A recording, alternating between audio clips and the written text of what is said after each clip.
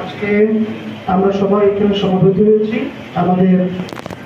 ফটিকছড়ির মাননীয় উপজেলা নির্বাহী অফিসার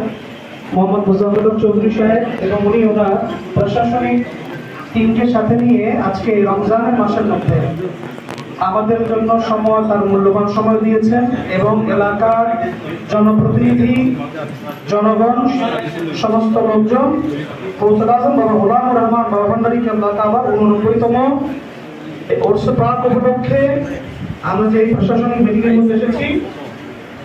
এই মিটিং এর আগে আমি প্রশাসনের একটু দৃষ্টি আকর্ষণ করছি। আমরা প্রতিবার আমরা প্রশাসনিক মিটিং গুলো করি, যেটা আমার ভাই বলেছেন। আজকে প্রশাসন আমাদের আওলাদের পাকদের উপস্থিতির আধিক্য থেকে বুঝতে পারছেন যে আমরা সিনসিয়ারিটিটা এবং আমাদের এলাকার মানুষকে সম্পৃক্ত করতে পেরেছি, তার একটা প্রমাণ বহন করছে। আমরা এখানে ওনারা আসার আগেই আমরা বিশেষত হাইবাদা দরবার শরীফের অবনীত আশেখান এখানে আসেন মূলত মহান দুই ওলিয়াল্লাহ প্রেমে আমরা তাদের খাদেম হিসেবে আছি। এই মহাপথে যারা আসেন আমাদের আশেখান বাড়বে, কিন্তু আমাদের ইফোর্ট ইনশাআল্লাহ বাড়ছে, আমাদের চেষ্টাও বাড়ছে। তার প্রমাণ হলো যে আমরা ওনারা আসার আগেই আমরা এখানে এসে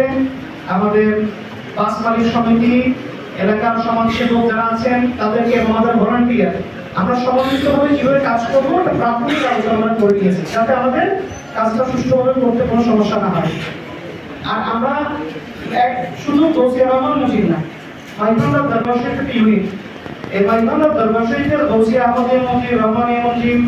গৌসিয়া আমিন মসজিদ, বাবাদের খেতাবা প্রয়োজন বাড়ি সবাই মিলে, যেহেতু বর্তমানে নিরাপত্তাটা একটা বর্তমানে একটা খুব গুরুত্বপূর্ণ, এই জন্য আমরা পুরো মাইভান্ডার শরীফের কম্পাউন্ড গুলো আমরা সেক্টর ভাগ করে একটা সিসিটিভির আন্ডারে আনার জন্য আমরা ইতিমধ্যেই সে ব্যাপারে আমরা